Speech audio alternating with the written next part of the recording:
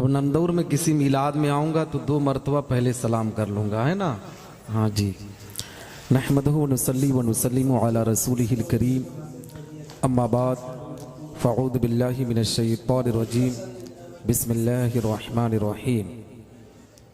कुल इन कुंतुम तुहिब्बूनल्लाह फत्तबिऊनी युहिब्बुकुमुल्लाह। सदक़ल्लाहुल मौलानुल अज़ीम व सदक़ा रसूलुहुन नबियुल अमीनुल मतीनुल करीमुर रऊफ़ुर रहीम व नहनु अला ज़ालिका लमिनश शाहिदीन व शाकिरीन वल्हम्दुलिल्लाहि रब्बिल आलमीन। आमीन या रब्बल आलमीन। तरीक़े मुस्तफ़ा को छोड़ना है वजह बर्बादी, तरीक़े मुस्तफ़ा को छोड़ना है वजह बर्बादी। इसी से कौम दुनिया में हुई बेइक़्तिदार अपनी, और हमें करनी है शहंशाहे बतहा की रज़ा जोई। वो अपने हो गए तो रहमते परवरदिगार अपनी, और न सब लोगे तो मिट जाओगे ए हिंदे मुसलमानों, न सब लोगे तो मिट जाओगे ए हिंदे मुसलमानों। तुम्हारी दास्तां तक न होगी दास्तानों में। हज़रात मोहतरम, आज हम और आप इस इस्लाहे मुआशरा कॉन्फ्रेंस में शिरकत की सआदत हासिल कर रहे हैं। दुआ करते हैं कि रब्बे कायनात हम तमामी मुसलमानों की इस हाज़री को अपनी बारगाह में कबूल व मकबूल फरमाए। हम तमामी मुसलमानों को हक बोलने, हक सुनने और हक पर अमल करने की तौफीक रफ़ीक अता फरमाए। हज़रात मोहतरम, आप देख रहे हैं मिंबर नूर पर उलमाए सुन्नत वल जमात का काफ़िला मौजूद है। मिंबर नूर पर मेरे उस्ताज़े मोहतरम, जिनकी दरसगाह में बैठकर मैं इस लायक हुआ कि आज इंडिया के अलग अलग जगह पर जाकर दीन इस्लाम की तबलीग को अंजाम देता हूँ। हुजूर मुजव्विद आज़म सुल्तानुल कुर्रा उस्ताजुल कुर्रा हज़रत अल्लामा कारी ग़ुलाम मुहीउद्दीन साहब क़िबला सदर शोबे क़िरत दारुल उलूम अहले सुन्नत तनवीरुल इस्लाम, जो मिंबर नूर की जीनत बने हुए हैं। कभी सोचा भी नहीं था दरसगाह में बैठकर कि ऐसा मौका आएगा कि मैं अपने उस्ताज़े मोहतरम के सामने इस तरह आपसे गुफ्तगू करूँगा। लेकिन अल्लाह ने करम किया, माँ बाप और असाज़ा की दुआएं रही कि आज मैं आपके सामने गुफ्तगू करने के लिए आया हूँ। मगर आप घबराएं नहीं, मेरे बाद और भी खुतबा हैं तो मैं अब उसी हिसाब से गुफ्तगू करूँगा। मैं मुख्तसर से वक्त में अपनी गुफ्तगू को ख़त्म करने की कोशिश करूँगा। वहीं मिंबर नूर पर नकीब आज़म हिंदुस्तान हज़रत मौलाना हारून साहब क़िबला अलीमी तशरीफ़ रखते हैं। नकीब अहले सुन्नत कारी रियाज़ुद्दीन साहब क़िबला तशरीफ़ रखते हैं। हज़रत कारी साबिर साहब क़िबला तशरीफ़ रखते हैं। मेरे हकीकी मामू जान हज़रत अल्लामा मोहम्मद रफ़ीक बरकाती, उस्ताज़ुल हुफ़्फ़ाज़ हज़रत हाफ़िज़ कारी मोहम्मद मुजाहिद, हज़रत अल्लामा मोहम्मद रमज़ान साहब क़िबला, हज़रत अल्लामा समीउल्लाह साहब क़िबला निज़ामी, और आज आलिम नौजवान हज़रत हाफ़िज़ कारी कमरुज़्ज़मा साहब क़िबला निज़ामी की दावत पर लब्बैक कहकर मैं आपके दियार मोहब्बत में हाजिर आया। इंशाअल्लाह रब्बुल इज़्ज़त बहुत मुख्तसर वक्त में मैं अपनी गुफ्तगू को मुकम्मल करूँगा। सुनेंगे थोड़ी देर? आए सुनेंगे? हज़रात मुहतरम, आइए कुछ अर्ज़ व मारूफ से पेशतर हम और आप अपनी और सारी कायनात की मरकज़ अकीदत हुज़ूर रहमतुल लिल आलमीन शफ़ीउल मुज़नबीन रसूल गिरामी वकार हम गरीबों के गमगोसार मदनी सरकार दोनों आलम के मालिक व मुख्तार आकाई करीम सल्लल्लाहु तआला अलैहि वसल्लम की बारगाह पुर अनवार में दुरूद सलाम का नजरान अकीदत पेश करें और बावाज़े बुलंद पढ़ें।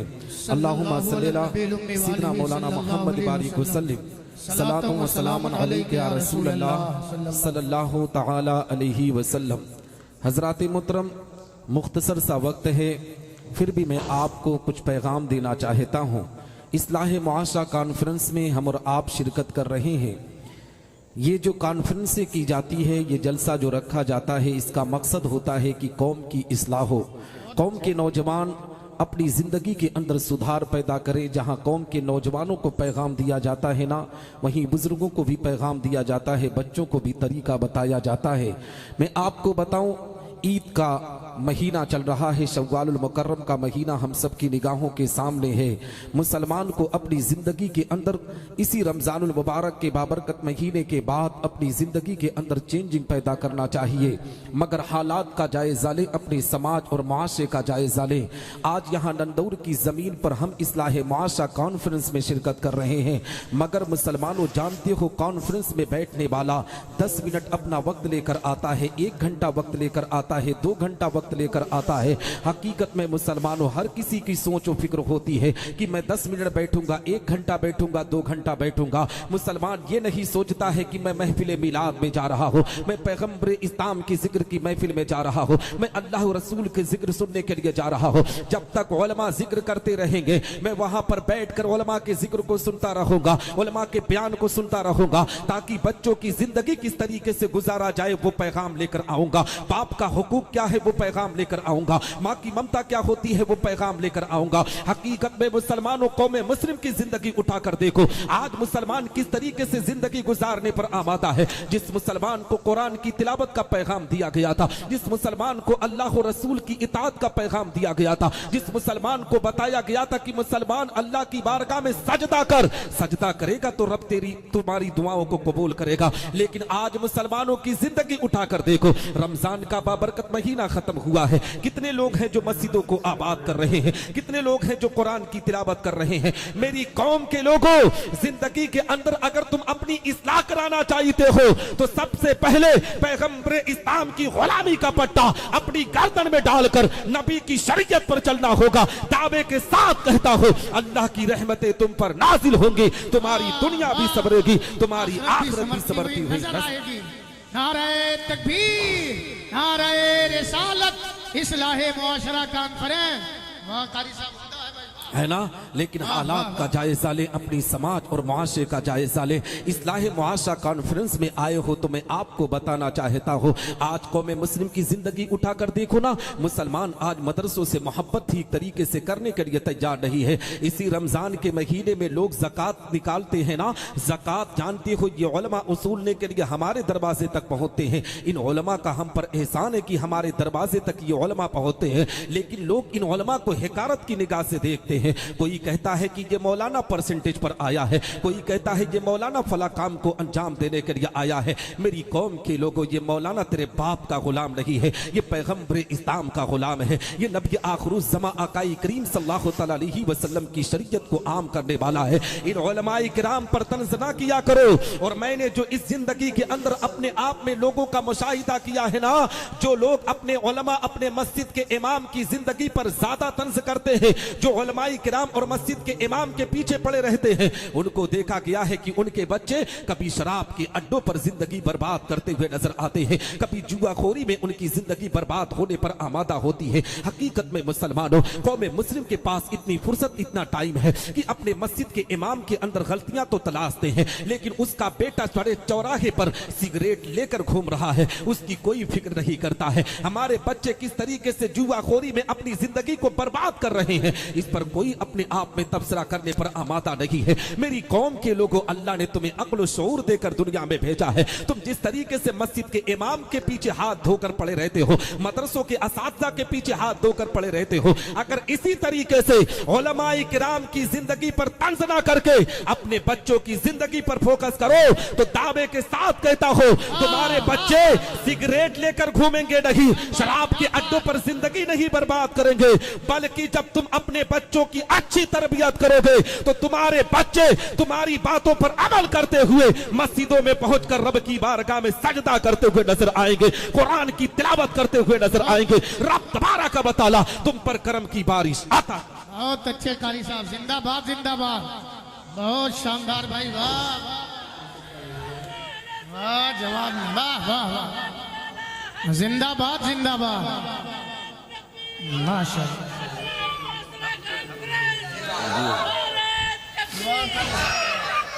माशाअल्लाह है ना। आप हजरात पैगाम लेने ही के लिए आए हैं ना, मेरे पास वक्त नहीं है, नहीं तो मैं पैगाम ही देने के लिए पूरे भारत में जाता हूँ। और हज़रत अल्लामा हारून साहब किबला ने कहा ना कि मैं इस्लाह मुआशरा, मुझे स्पेशलिस्ट कहा जाता है इस्लाह मुआशरा के मामले में। मैं हिंदुस्तान के अलग अलग खित्तों में जाता हूँ ना, मैं अक्सर व बेशतर मैं इस्लाही पर गुफ्तगू करता हूँ, लेकिन वक्त की किल्लत है। मैं खुद सोच रहा हूँ कि मैं तो नंदौर बराबर आता रहता हूँ, है ना। ये तो है नहीं कि मैं आज गया तो फिर पूरे साल में फिर अगले साल जलसा होगा तभी आऊँगा। मिलाद में भी आता हूँ, वक्त मिल जाता है तो मस्जिद में जुमा में भी आ जाता हूँ, है ना। तो इंशाअल्लाह मैं बहुत ज़्यादा गुफ्तगू ना करके, मैं मुख्तसर सी गुफ्तगू करके अपनी जगह जहाँ है वहीं बैठ जाऊंगा। लेकिन पैगाम ये देना चाहता हूँ, मेरी कौम के लोगों, अभी भी वक्त है, अपने बच्चों की तरबियत अच्छे अंदाज से करो। जानते हो जब बच्चों की तरबियत अच्छे अंदाज से करोगे तो तुम्हारा बेटा आगे चलकर तुम्हारे खिलाफ नहीं जाएगा। अक्सर व बेशतर जानते हो हमारी कौम का मामला यही आता है। आपने भी देखा होगा, आपने महसूस किया होगा, क्योंकि मैं एक खानका से ताल्लुक रखता हूँ। हुजूर कुतुबुल वक्त हजरत हाफिज रोशन शाह रहमतुल्लाह ताला अलैह के मज़ार से ताल्लुक है, जिसकी वजह से जानते हैं इलाके के लोग जाते हैं। कोई अपनी बहू की शिकायत लेकर जाता है, कोई अपने बच्चों की शिकायत लेकर जाता है, कोई अपने घर की परेशानियों को लेकर जाता है, कोई अपने घर के मामलात को लेकर जाता है। लेकिन मैंने जो देखा है ना, सबसे ज्यादा लोग अपने बच्चों की शिकायत लेकर जाते हैं। कहते हैं कारी साहब, कोई पीर साहब बता दीजिए, कोई बाबा जी बता दीजिए, कोई ऐसी शख्सियत बता दीजिए जो बच्चा मेरा बिगड़ रहा है वो माहौल में आ जाए। मैं उन लोगों से कहना चाहता हूं जो लोग इन तमाम चीजों को लेकर पहुंचते हैं, तुमने आज इस पर क्यों फोकस करने की कोशिश की? बचपन में उस बच्चे की जिंदगी की तरबियत करने की क्यों कोशिश ना की? उस बच्चे के वकार को क्यों ऊंचा करने की कोशिश ना की? जब वो बच्चा अपनी जिंदगी के तमाम मामलात को दुनिया के सामने रख रहा था, उस वक्त तुम तो अंधेरों में जिंदगी गुजार रहे थे। आज हालात यही बताते हैं, हम अपने बच्चों की जिंदगी पर ठीक तरीके से फोकस नहीं कर रहे हैं। यही अलजामेतुल गौसिया है ना। हकीकत में मुसलमानों, कल परसों से मदरसे की तालीम का मामला शुरू हो जाएगा। जानते हो मदरसे में हम अपने बच्चों को भेजने से गुरूज करते हैं। हम सोचते हैं कि हमारा बेटा किसी कॉन्वेंट में पढ़ेगा तब वो तरबियत याफ्ता होगा, हमारा बेटा किसी ऐसे स्कूल में जाएगा जहां सूट बूट का इंतजाम होगा, तब वो अपने आप में पढ़ाई लिखाई में कामयाब होगा। मेरी कौम के लोगों, तुम अपने बच्चों को कॉन्वेंट में भेजो या किसी जगह पर भेजो, मगर इब्तदाई तालीम अपने बच्चों की मदरसों में भेजकर कराने की कोशिश किया करो। अपने बच्चों को मदरसे में भेजकर उसे कुरान की तालीम से आरास्ता कराने की कोशिश किया करो। इसलिए कि जब तुम्हारा बेटा कुरान पढ़ता है तो वो गलत कामों को अंजाम नहीं देता है, बल्कि उसके सीने में पैगंबर की मोहब्बत जमा होती है, उसके सीने में नबी आखिरुज़्ज़मा की मोहब्बत का चिराग रोशन होता है। वो बेटा जैसे जैसे बड़ा होता है ना, वो नबी आखिरुज़्ज़मा की मोहब्बत को सीने में बसाकर अपने बाप की मर्यादा को समझने पर आमादा होता है, अपने माँ की ममता को समझने पर आमादा होता है। और मैंने देखा है इस कौम को, जानते हो मदरसों की तालीम को कितना हल्के में लेने पर आमादा है। आपने देखा होगा मदरसे में जब हमारा बेटा पढ़ने के लिए जाता है ना, तो हमारी घर की माओ का कोई रूल नहीं होता है। सोचती है ऐसे ही उठा, आंख में कीचड़ लगा है ऐसे ही मदरसे में भेज दो, बनियान पहना है ऐसे ही मदरसे में भेज दो। और जानते हो वही माँ अपने दूसरे बेटे को जब कॉन्वेंट में भेजती है ना, तो सुबह सवेरे पहले खूब अच्छे तरीके से नहलाती है, नहलाने के बाद उसे कपड़ा, उसे अपने आप में ड्रेस पहनाकर, सूट बूट पहनाकर खूब अच्छी तरीके से उसे सजाकर उसे स्कूल में भेजा जाता है। ये दोहरा रवैया किसने पेश किया है? कौम के लोगों ने पेश किया है। तो मदरसों की तालीम को जितना मामूली समझते हो ना, ये मदरसे की तालीम इतनी मामूली नहीं है। ये मदरसों की देन है कि हमारे ईमान की हिफाजत हो रही है, मदरसों की देन है कि हमारे अकीदे की हिफाजत हो रही है, मदरसों की देन है कि आज तुम अल्लाह और रसूल की इताअत के लिए कदम बढ़ा रहे हो। मेरी कौम के लोगों, अपने बच्चों को एक सलीका, एक तरीका देकर अपने बच्चों को मदरसे की तालीम की तरफ भेजा करो। ऐसे नहीं मदरसे की तालीम होती है। जब सलीके तरीके के साथ बच्चे को भेजोगे तो इंशाअल्लाह रब्बुल इज्जत अपने उस्ताद की बारगाह में जब वो बैठकर तालीम हासिल करेगा, तब वो समझेगा कि उस्ताद का मकाम क्या होता है, तब मुझे पता चलेगा बाप की मर्यादा क्या होती है, माँ की ममता क्या होती है। और मैं आपको बताऊं, मदरसे की तालीम को मामूली ना समझो। हकीकत में तुम्हारा बेटा इंजीनियर बन जाए, डॉक्टर बन जाए, वकील बन जाए, IAS बन जाए, IPS बन जाए या किसी भी महकमे में चला जाए, जानते हो जब तुम्हारा इंतकाल होता है ना तो तुम्हारा इंजीनियर बेटा अपने आप में देखता है कोई मस्जिद का इमाम आ जाता तो बेहतर होता, मदरसे का कोई मुदर्रिस आ जाता तो बेहतर होता। आज ये कौम इन मदरसों के उलमा को इतना बेवकूफ समझने पर आमाता है ना, इन मदरसों के उलमा को इतने हल्के में लिया जाता है। हकीकत में मुसलमानों आपने महसूस किया होगा कि 40वें की दावत होती है तो बार बार इन उलमा को बुलाया जाता है, तीजा की दावत होती है तो बार बार मौलाना को फोन किया जाता है, लेकिन जब अपने लड़का लड़की की शादी करेंगे, अकीका करेंगे, तो सबसे पहले जिसको भूल जाते हैं वो मदरसों के उलमा हुआ करते हैं, वो मस्जिद के इमाम हुआ करते हैं। तब कहते हैं मौलाना जी भूल गया था। उस वक्त तुम क्यों नहीं भूलते हो जब तुम्हारे बाप का जनाजा तैयार होता है? उस वक्त तुम क्यों नहीं भूलते हो जब तुम अपने बाप का तीजा करते हो, 40वां करते हो? मेरी कौम के लोगों, सिर्फ गलत जगहों पर अपने आप में उलमा को याद ना किया करो। सिर्फ अपने आप में तीजा 40वें के मौके पर इन उलमा को याद करके इन उलमा की छवि को खराब ना किया करो। जैसे तुम तीजा और 40वें के मौके पर इन उलमा को याद करते हो ना, ऐसे ही बच्चे के अकीका पे भी इन उलमा को पहले बुलाकर इज्जत देने की कोशिश किया करो। अपने बच्चों की शादी के मौके पर इन उलमा को पहले बुलाकर इज्जत दिया करो। जिस दिन ये काम आप अंजाम देना शुरू कर देंगे, आपके बच्चे रास्ते से भटकेंगे नहीं, बल्कि इन उलमाए किराम की दुआओं की बदौलत अल्लाह तुम्हारे घरों से मुसीबतों को दूर फरमाकर रहमत नूर की बारिश माशाअल्लाह, जिंदाबाद जिंदाबाद, बहुत है ना। और आखिरी बात कह रहा हूँ बहुत अच्छे भाई, बहुत वक्त अच्छे। कम है, मैं आपको बताना चाहता हूँ, जानते हो इन मदरसों के उलमा को मामूली ना समझा करो। ये मदरसों के उलमा है जो आपके बच्चों की इस्लाह करते हैं, आपके बच्चों की जिंदगी को संवारते हैं, आपके बच्चों की जिंदगी को एक पैगाम दिया करते हैं। जानते हो मुसलमानों, मदरसों पर गैर तो तंज करते रहे, लेकिन आज हमारी कौम जिनके पास मैंने देखा है ना, इत्तेफाक से पैसा आ जाता है, इत्तेफाक से थोड़ा सा पैसा कमा लेते हैं ना, जैसे ही दौलत आई तो दौलत आने के बाद ये कौम इतनी अंधी हो जाती है। गैर कौमों को देखो, अगर उनके पास दौलत आती है तो वो सबसे पहले अपने रहनुमा को हेलीकॉप्टर से घुमाते हैं, वो अपने रहनुमा को जहाज से घुमाते हैं। जैसे ही पैसा आया तो सोचते हैं कि हमारा रहनुमा भी इज्जत वकार के साथ आए, लेकिन कौम मुस्लिम को देखा गया है, इनके पास पैसा आने के बाद सबसे ज्यादा अगर किसी पर तंज करते हैं, पैसे के गुरूर और घमंड में मरने वालों, हकीकत में उलमा पर जो तुम तंज करते हो पैसे के नशे में,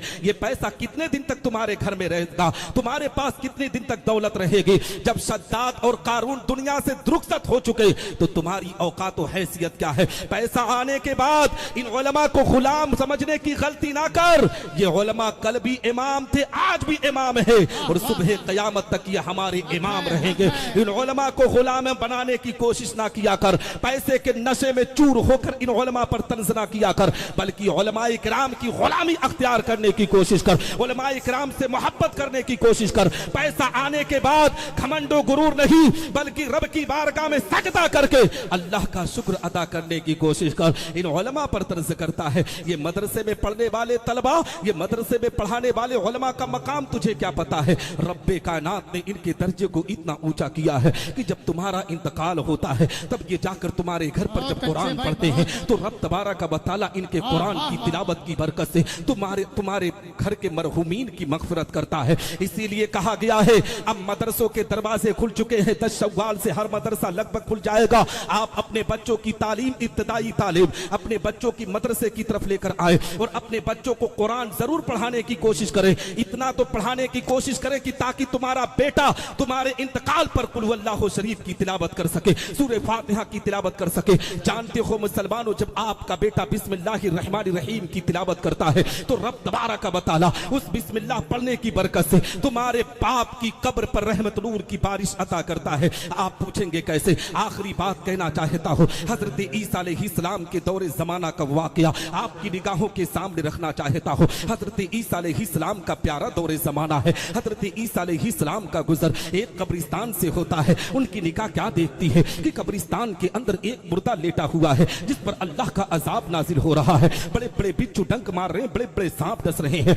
हजरत ईसा अलैहिस्सलाम ने जब इस मंजर को देखा है, याद रखो मुसलमानों, जो कब्र का खौफनाक मंजर है ना, उसे हर किसी को गुजरना है। ये ना सोचो कि तुम दुनिया के अंदर अपने आप में कितनी भी अय्याशियां कर लो, कितने भी शराब नोशी कर लो, तुम अपने आप में अजाब से बच सकते हो। हकीकत में कब्र का अजाब बहुत भयानक है। इसलिए मुसलमानों, अपने आप में अगर अजाब कब्र से महफूज होना चाहते हो तो अपने आप को बचाने की कोशिश करो, अपने आप को कुरान की तिलावत में ढालने की कोशिश करो, अपने आप में शरीयत मुस्तफा पर चलने की कोशिश करो। इसलिए कि हजरत ईसा अलैहिस्सलाम का जब गुजर हुआ है कब्रिस्तान के अंदर, ने क्या देखा है कि कब्र के अंदर जो मुर्दा है उस पर अल्लाह का अजाब नाजिल हो रहा है, बड़े बड़े बिच्छू डंक मार रहे हैं, बड़े बड़े सांप डस रहे हैं। हजरत ईसा अलैहिस्सलाम जब इस खौफनाक मंजर को देखे हैं, अपने सफर को आगे कर लेते हैं। चंद अरसे के बाद जब हजरत ईसा अलैहिस्सलाम का गुजर उसी कब्रिस्तान से हुआ है तो उनकी निगाह क्या देख रही है कि कब्रिस्तान के अंदर जो मुर्दा जिस पर अल्लाह का अजाब नाजिल हो रहा था,